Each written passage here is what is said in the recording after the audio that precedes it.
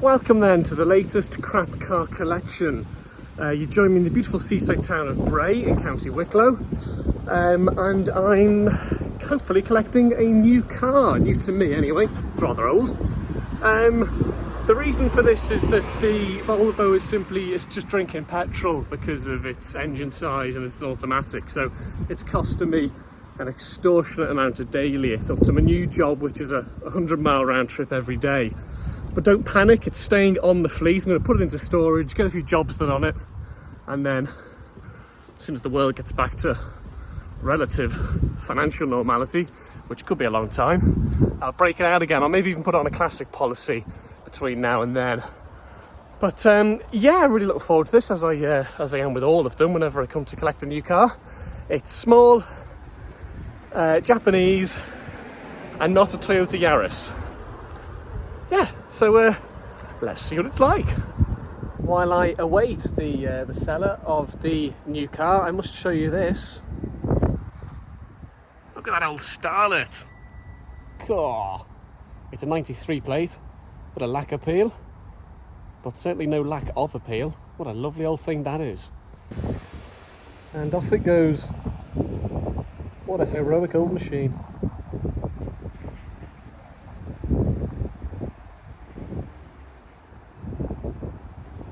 Right, time for the big reveal. Are we all ready? Here we go. It's a Mazda Demio. Look at that. I picked it up about half an hour ago in the misty uplands of the Roundwood, Glendalough area of Bray, here of County Wicklow, should I say. I'm back here in Bray at the retail park now, having a little look over it. This is quite the machine, isn't it?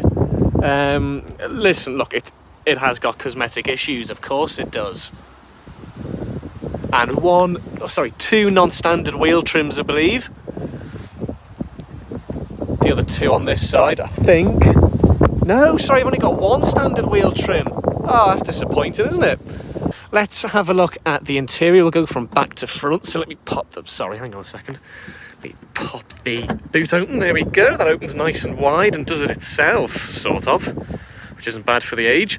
Yeah, this is where things really do start to go downhill. It's pretty grotty, as you can see, so I'm going to have to get the wet vac on that. Let's have a look down at the back seats. And they are full of animal hair, but, you know, reasonably clean. It's not too bad in here. Headrests are going to need a flipping good scrub, as is the seat. Yeah, it's, listen, cosmetically and hygienically challenged, but a couple of days scrubbing will get this thing lovely and clean without a doubt. Keep fit windows.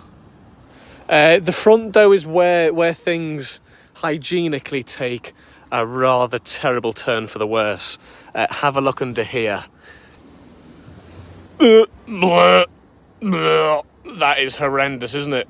Oh dear. Oh dearie me. That is going to take nuclear bomb style cleaning to fix that up. And you can see it's just generally minging in pretty much every location and on every panel. Yeah, so that's going to take quite a lot of cleaning. And to be honest, I mean, like, COVID numbers are up, but I'm probably going to have to buy a mask so I can drive this home without contracting anything, because it's pretty minging in here.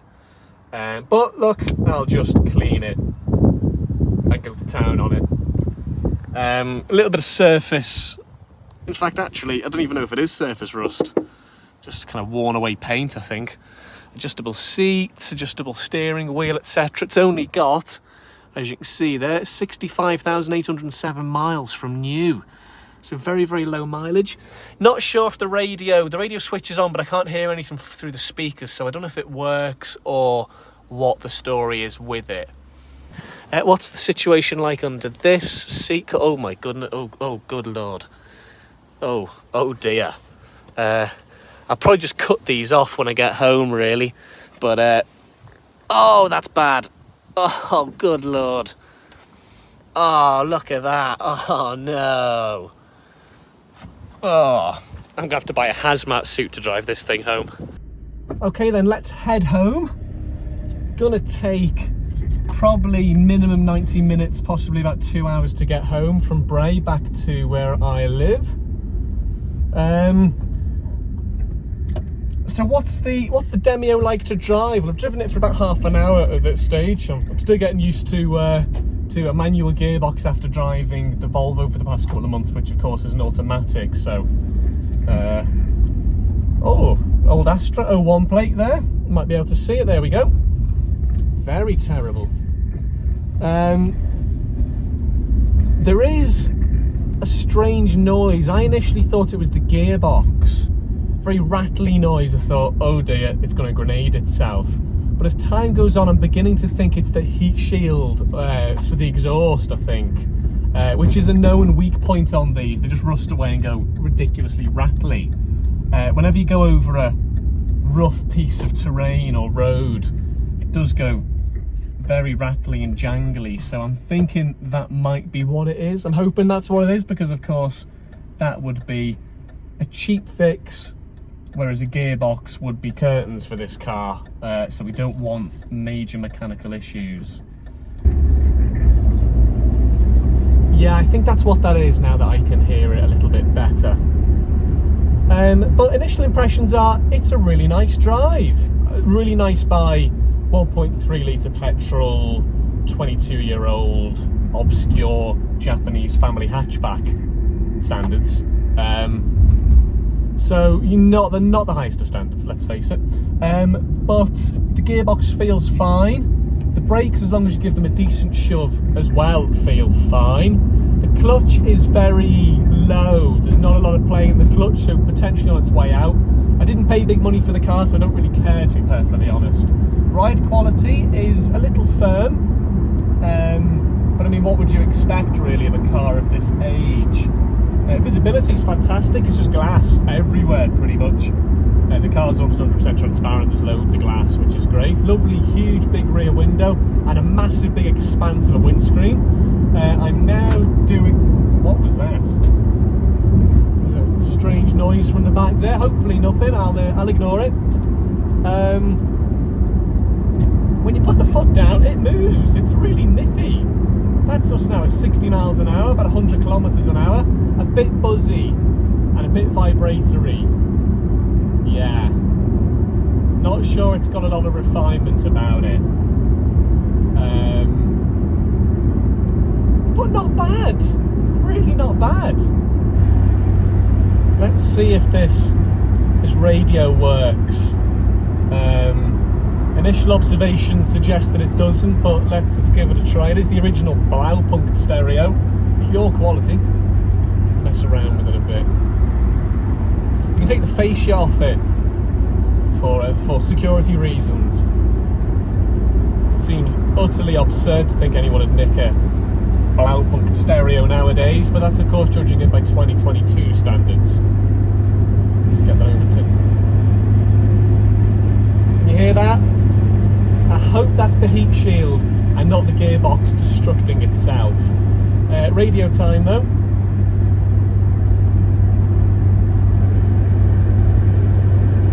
We've got static. Hang on. I've got vague noises. I've got a song. It's a terrible song. Yeah, it's a really bad song. Oh, yes. Classical music in a pensioner wagon. The world is right again. Love the Angelus, me. Can't beat it. You can't whack it.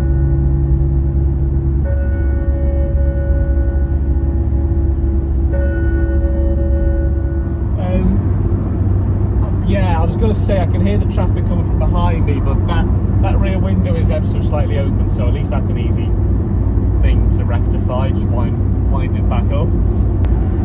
I think I'll just try and close that rear window. It's getting a little bit noisy when traffic goes past.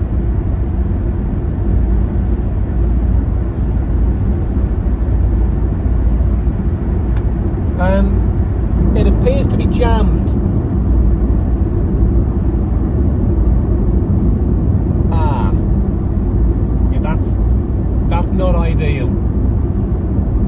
That's completely jammed. I'm going to end up breaking the handle. Oh dear. So I'm now on the final stretch of my journey home.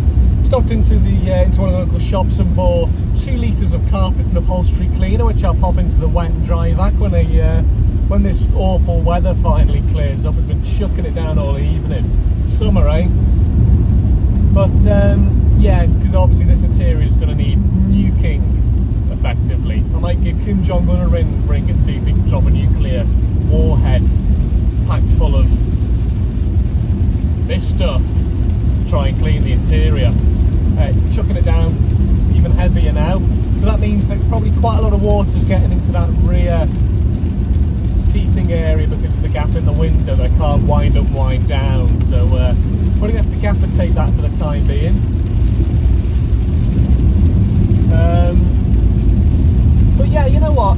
I think like this car needs a lot of cosmetic work doing and a lot of scrubbing and cleaning. But I think mechanically and fundamentally, it's a good little car. That's the feeling it gives me. And when you've owned enough old shitters like I have over the last year, you do get a feeling for them pretty early on, and I've got a good feeling about this one. I really do. It's going to take quite a lot of elbow grease, quite a lot of hard graft to get this into a habitable state. You know, a state that's not going to give you diseases.